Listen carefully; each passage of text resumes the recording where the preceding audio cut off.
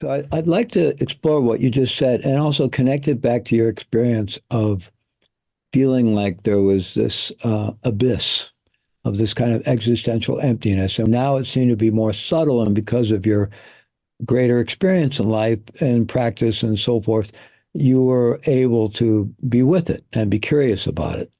Um, so in what we're exploring this summit, I think especially in some of the uh, modalities that people through which people access expanded states that really lead to non-ordinary states or really quite profound states. Some of the psychedelic experiences, some of the intense breath work experiences. One gets to a moment in those experiences often where you either surrender into something beyond the self and you have no idea where you're going or if you're ever going to come back, or you panic at that moment and try to Mm. hang on to the self and reify, and then that just in a psychedelic experience that creates a classic bad trip of some kind, right? Yes. So there is that notion of surrender.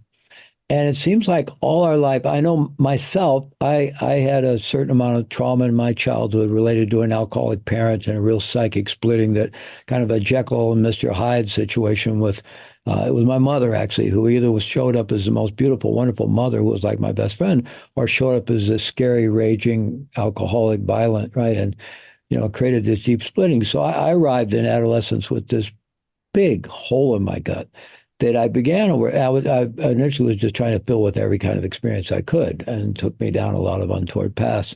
But eventually, I began to see it as this abyss. And I also, in both in my meditation training, I started to have moments of kind of approaching that. But I remember even talking to a few mentors and teachers, like I just can't go there. It just feels like. And I think when you read the accounts and lives of many mystics and practitioners, and um, that there's some similarity to that experience, and almost always everyone always assumes that on the other side of that hole is just absolute nothingness and annihilation.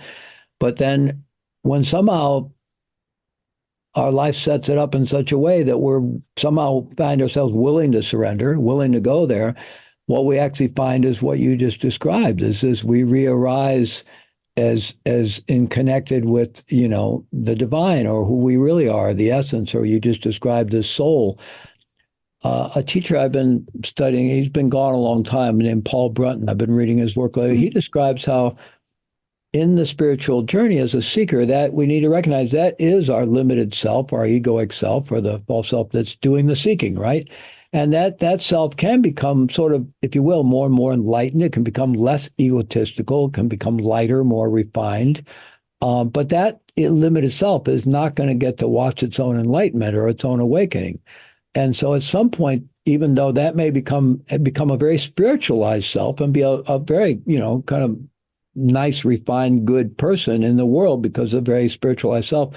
But ultimately, at some point, there is ultimately a surrender. There's a surrender to where we let go of that. And it's not that as long as we have a body, that goes away. But after that awakening, that same structure is now in service of this higher self, or this soul, or more that's connected to this deeper reality or essential self we've been talking about. So I wonder if that resonates with you. And I just would like to continue to explore maybe that dynamic of that surrender. That's Mm. Yes, it does resonate very much. Um,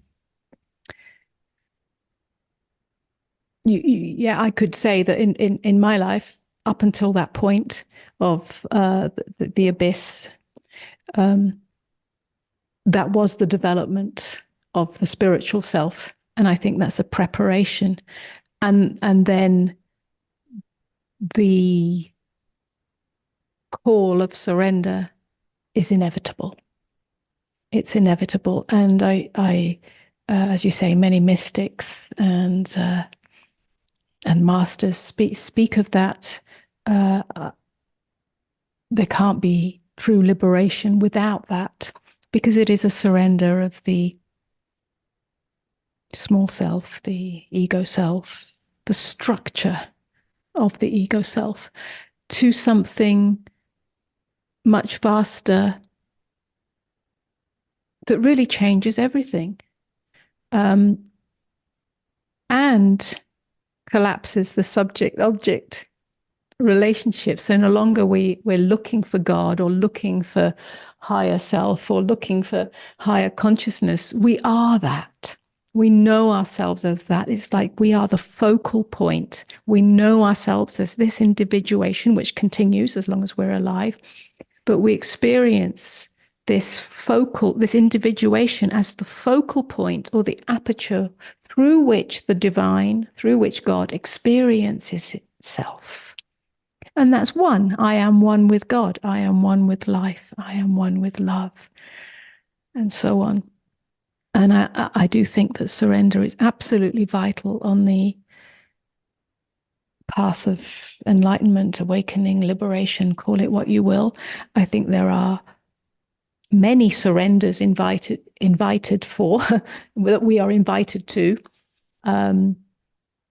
The surrender in the everyday life, the surrender of resistance, the surrender of so-and-so, aversion, craving, and all of that.